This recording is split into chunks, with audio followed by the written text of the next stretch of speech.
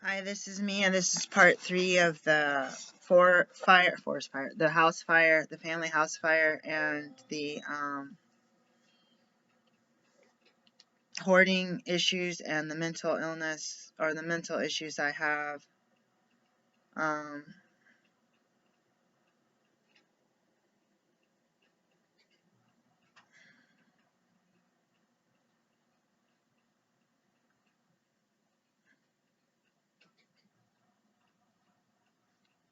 so I'm supposed to work.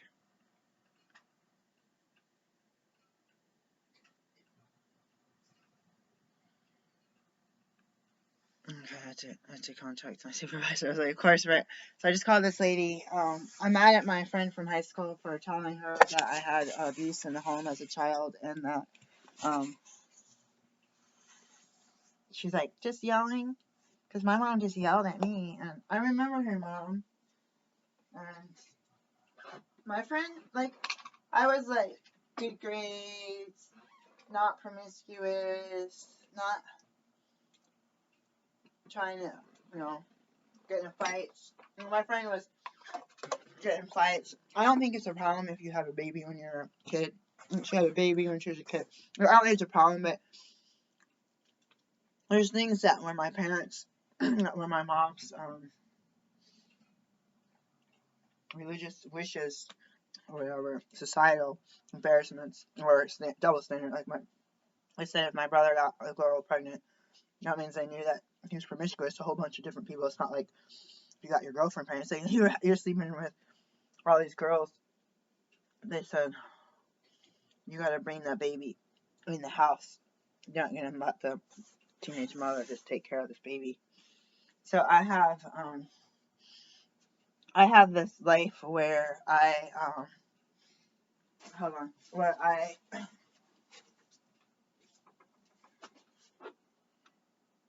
um hold on. I have this life where someone might not believe my naturopath, and sorry, I'm not pointing it at you.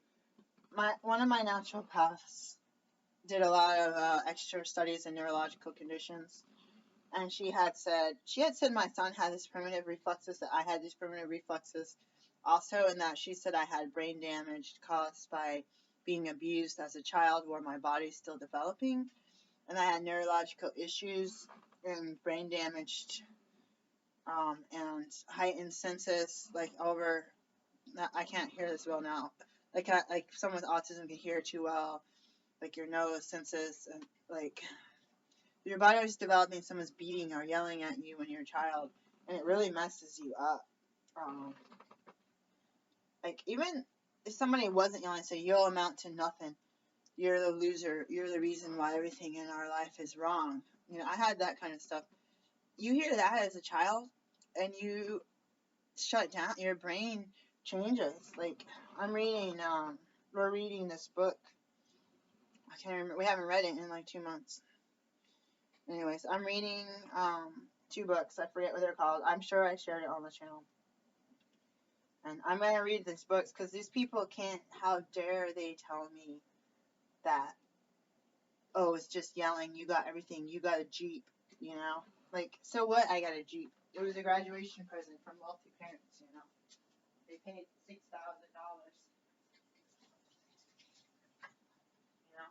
I mean, my dad got a student loan out on me. He probably used the loan for my college to pay for it. So I got a second year of college, and I didn't have a car, and I actually needed to drive around. I wasn't allowed to work, so my brother was allowed to work, and he was allowed to pay for his half of his stuff, and he had damaged his vehicles, and that stuff happened. But yeah, this is part 3, the fire. It's hard to believe that the house had burned down to the ground, and that it was a luxury ranch.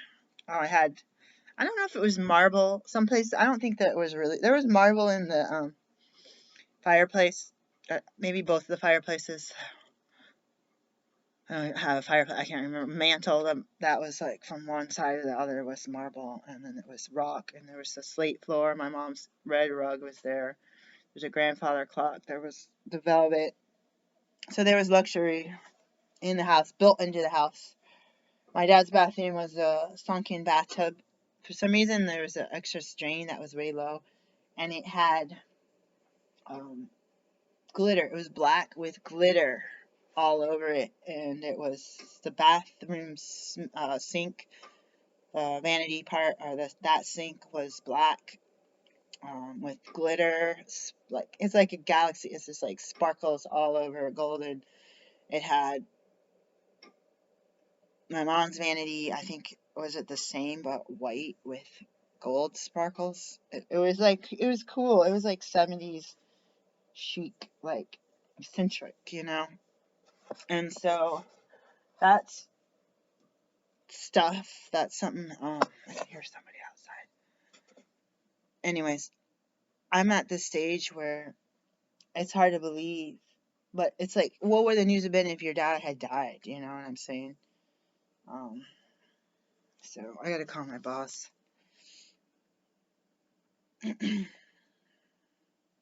I'm wanting support from my 12-step meetings, and I'm not getting it. And I hate to, when I'm in a program where you're supposed to talk to people about your problems, and I can't find anyone to talk to about my problems, and then, like, I call my old sponsor, and her dad died recently. It's like, our friend his dad died, and they had to remove the stuff, and there's stuff not obtainable by the survivors, and they're trying to figure out the physical and the financial portion, and besides the fact that he loved, these were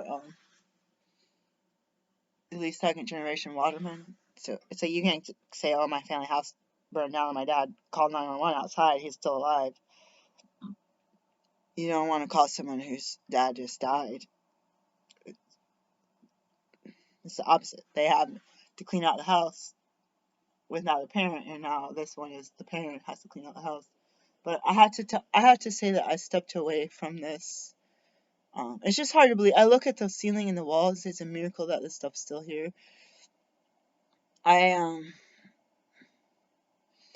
look at I look at everything, and I think to myself that um,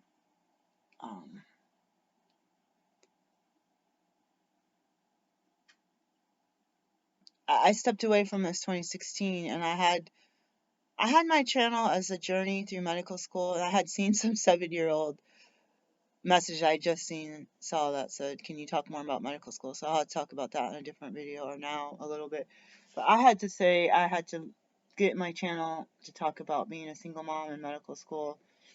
And I never went to conventional medical school, but we were studying everything they did, so that our first board exam was not biological sciences, but what do you call them? Certain sciences, basic sciences. So you have immunology, I don't think, did you have I think you had pathology. What is the microscope? Histology, and then organ systems, anatomy, physiology, biochemistry. Those basic sciences that every doctor should know. Like, I'm not a chiropractor. I don't even, did they take those classes? Did massage therapists? It was like I was an organ at a level as a MD, ND, or a DO, and then nurse practitioner, physician assistant, family nurse practitioner, physician assistant down here with supervision of us.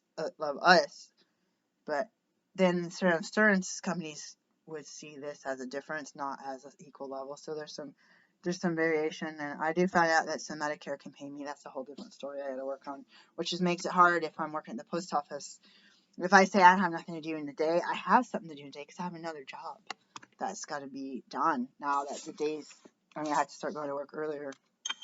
So I need to get my schedule and just tell the boss I'm coming to work probably tomorrow. So I'll just have to deal with it. I'm restless. I'm not getting anything done if you know you have stuff to do.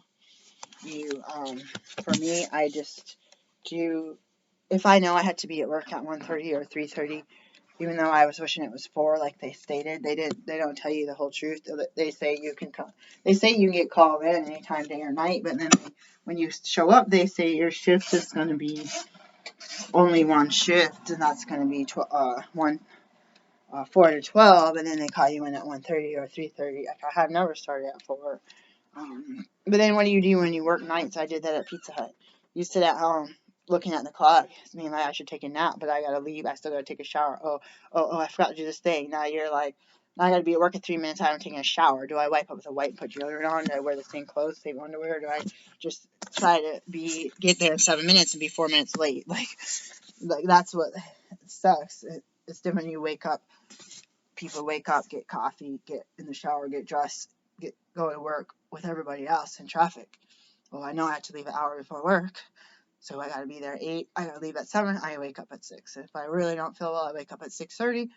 Maybe because you left your clothes out the night before, or you washed what you needed, and if you actually have a dryer, it's gonna be right in the dryer. My pants, my socks, my warm shirt, and my sweater, all in the dryer. My coat and my gloves by the door. Purse, already made my lunch, already in a Tupperware or a container, boom, ready to go. Sometimes you can sleep in because you just have to methodically just brush your teeth, use the bathroom, and you don't have time to watch TV or read a paper or play a game if you wake up. But with me, it's always running, coming, going, coming, going. Oh, I gotta bring this for this job. I gotta bring this for this job. So I'm gonna make my phone calls. I'm overwhelmed. I just did some banking. I had a 0 interest for a while. So now I just don't want to charge stuff anymore. So I'm going to say call work, and then I'm going to say call insurance, and then I'm going to say call, I don't know. I had like 2 more phone calls to make, and I'll say finish the Medicaid thing, and then I'm scared to call the post office out. They probably send me to work today. But I should go today because I'm just sitting around. But part of me is like, right now I need to finish my boyfriend's Christmas presents.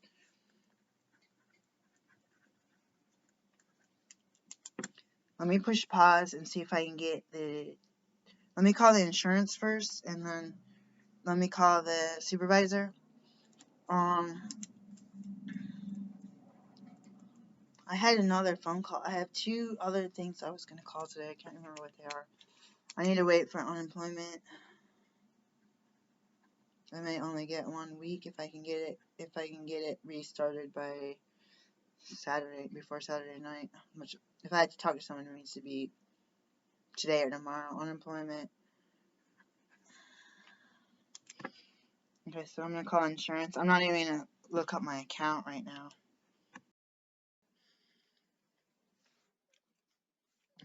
I can't see the time going, so I'm like, this is me. This is the food I eat.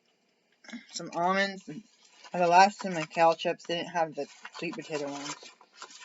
It's kind of sucks when you order something and they don't have the thing, and it's like too late. Like, they don't show it on the website, so it's too late to order it. Like if you got free shipping, use a coupon code, one-time use. Like, wait, I would have bought 4 of the other ones. And sometimes you just buy 4 of everything just in case that happens, and keep it on auto ship, and you're like, wow, I have so much snack. I don't feel bad saying I get fat eating nuts and kale chips. Oh, that reminds me, I got a whole bunch of kale that needs to go in there. I'm gonna make some tea. I'm gonna do that now. I'm gonna put the water on because I got mixed appliance. So, this is not my Christian/Buddhist principles. There's a lot of traffic out there. And Christian and Buddhist principles aren't telling me do unto others as you have them do unto you. Help reduce suffering. Bend over backwards to help somebody else. They don't care. You help somebody else not to get help from them. The Bible will say,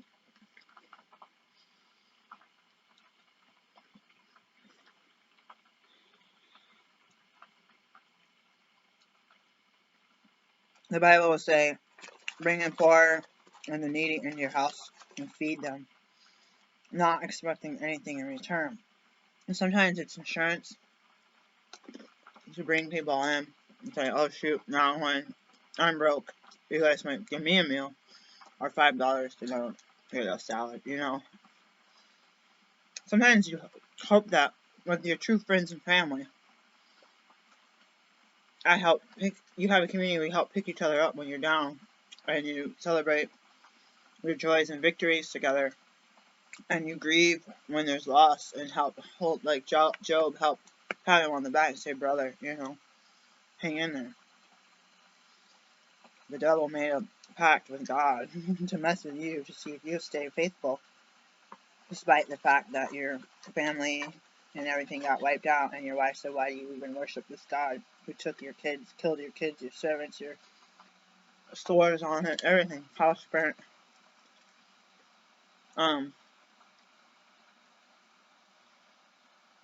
It's like the house burning down is like a new era. I see a phoenix. It's more like, it's almost like a beautiful woman. I hate using the word beautiful. It's like a mysterious, mystic woman, a bird rising up. It's like a little belly dancer. Someone at the job at the post office said, most who get favored because of the way they look. I'm like, what? I was like, they have fake hair, makeup. I'm like, cause I find beauty in everyone, so like, this guy knows it's a standard in this world for those people to get favored and treated better than the rest of us because of the way they look. And I was like, they look like themselves. If I look at 10 women and 10 men near them, I would find beauty and find strengths and weaknesses in all of them. So I did not compute, like, oh, that one, she's gonna get, you know, there's a couple of tall, skinny, bleach blonde, you know, that's a beauty standard that people stare at, and some of them, they have a weave and a blonde hair. It could be natural, you know, sometimes, because they know that that's what they're gonna look like, and you get treated a certain way, so you have to carry on a certain way and set an example or be a model for the rest of us. Well, that person's doing this, that person lives in that type of house, that person has a clean car, I gotta be like her, like Barbie over there, you know. I can see the societal standards. With the other ones, I was like clueless, because I was just like, are they favored because they work hard and they're nice, and they're not favored but they've been here longer, so they get certain days off, you know. Like, it just did not compute, so I'm looking at the pie, what is she staring at us? I'm trying to figure out, why are you favored and not them? I know I'm not favored, whether it's my looks, whether it's my behavior, whether it's my trauma, tragedy in my life. I'm talking to my friend about this crap. She doesn't want to hear about this stuff with her. Everyone's like, ooh, Mia's got a new boyfriend and it's gotta be bad because she had a bad marriage. She doesn't know how to choose her. Both of our mothers were dying. We were on drugs.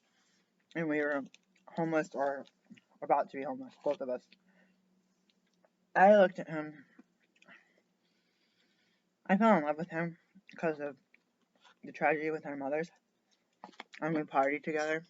I knew that guy for 2 years. I didn't like him. I earned his trust because the way he behaved when he wasn't drunk.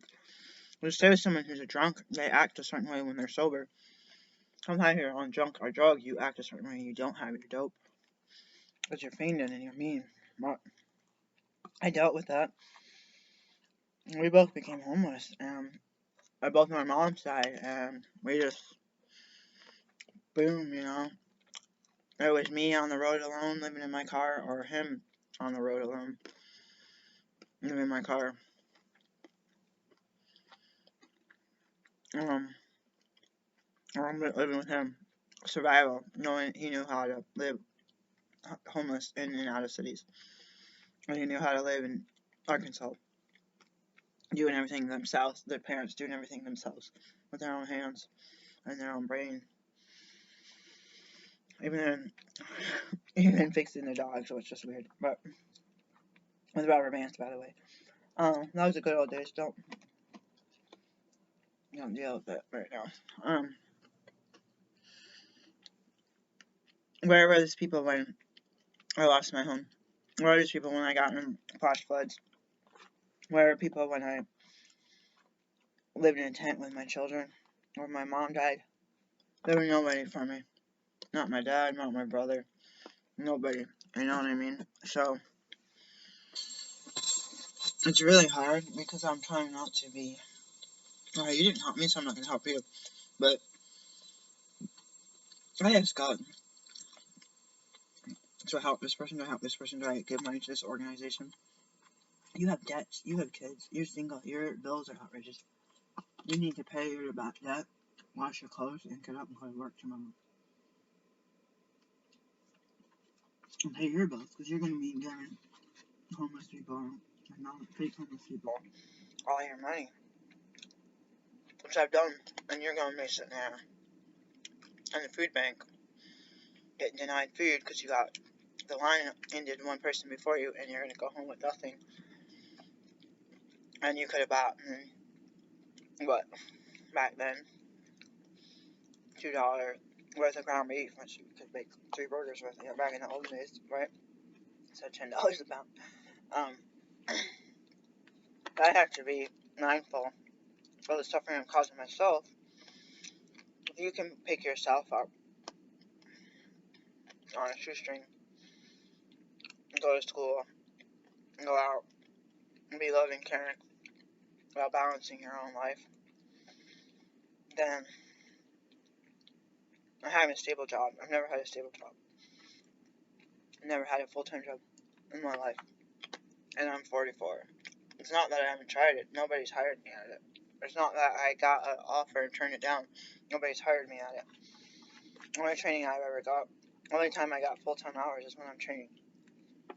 You know what I mean? Like, they let you come in early, train, watch videos, and get on the clock for that, and then work all night. It's always usually bad hours, but that was like 2 weeks, 1 or 2 weeks. I'm near full-time.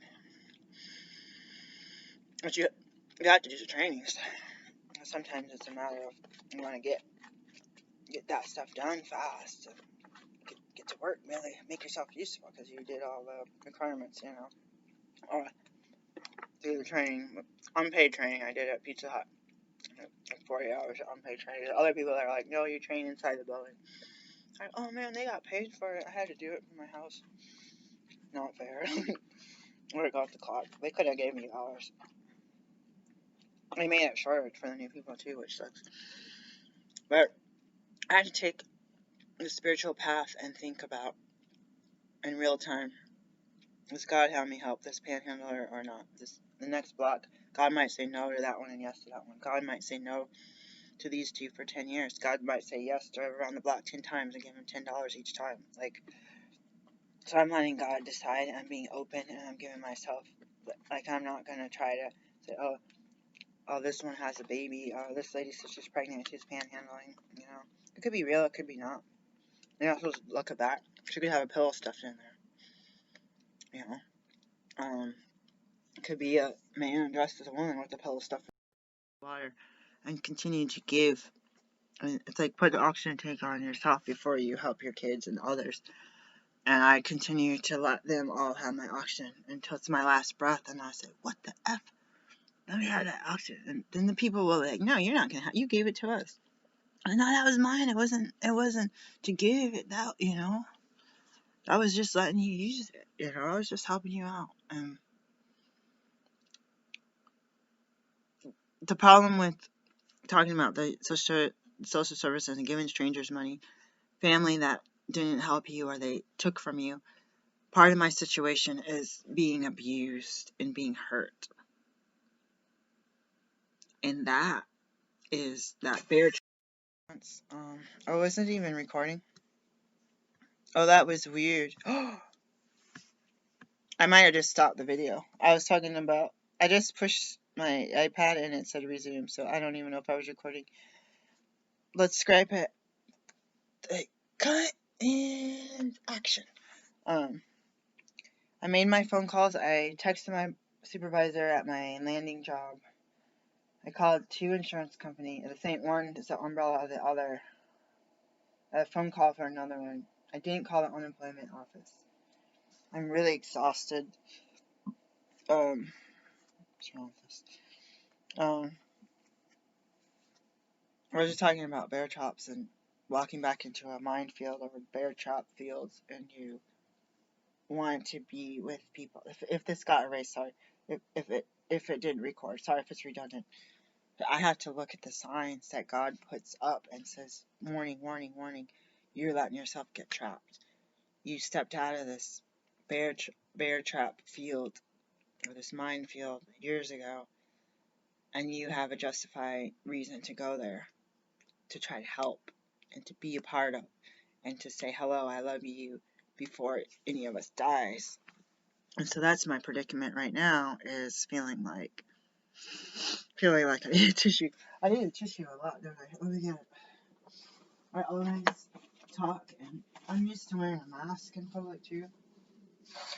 I went out in the street for a walk since I was in quarantine, and I'm usually at work or in a store walking. So I felt really, did I heat the water already? I felt really, I hated it.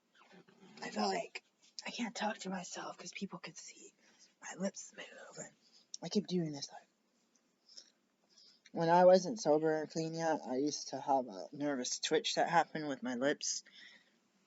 Like, I did that once in, I think, medical school or something. I was like, no, in high school, I was like, I'm talking and moving my lips. They're like, someone's like, what's wrong with your lip?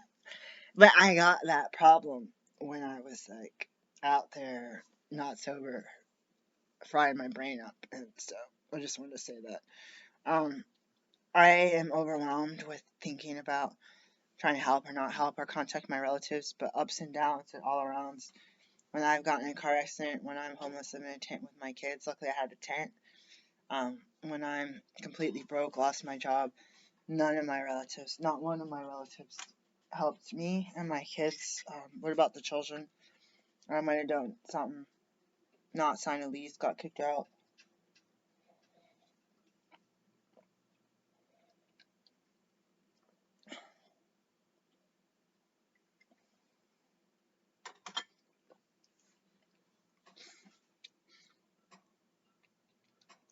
Again, this is redundant. If it actually didn't pause the recording, that I want to do real time with my spiritual path and spiritual guide of God to tell me when to pick up the phone, when to call someone, when not to call somebody. I'm going to try to call my cousin. The phone was not working. I'm going to try to call my cousin, and if I stop the recording, it's because I don't want to record when my boyfriend's here. I want to do a program with him. He knows I have a channel, but he's been really supportive. He wants to be like a hero, and I am a cocky little B word because sometimes people say, oh, black people think that the world owes them something. They're always wanting to get on welfare and not work and riot. They always think Black Lives riots. They think that Black Lives Matter peaceful protests, which on the West Coast there's a lot of white people, even here in the rural areas, but they think Black Lives Matter, they associate it automatically with black people with masks, looking like bandits, breaking windows and breaking into Nike stores, stealing shoes. Like they automatically associate those two. And those people, black, white, whatever color they're in, they're looting. They're not about Black Lives Matter. They're the reason that if they did get pulled over and they had a warrant or they were the personal suspect, that they do go to jail, not because they were unlawfully. Like those people are breaking the law, so that's their own thing. Not saying it's okay to shoot them, that's their thing. But the peaceful protesters and the blacks and the people going to work and the people trying to take care of their kids, that's a whole nother. It doesn't matter what color you are. You got one that's a bandit, and you got one that's just trying to be a citizen, and pay their taxes. If this ends abruptly, I'm going to. It's because partner's coming home. But what happens? People are talking, well, we pay our taxes. I realize if I make like $12 to $15 an hour, I'm paying about, what, $300-400 a month in taxes.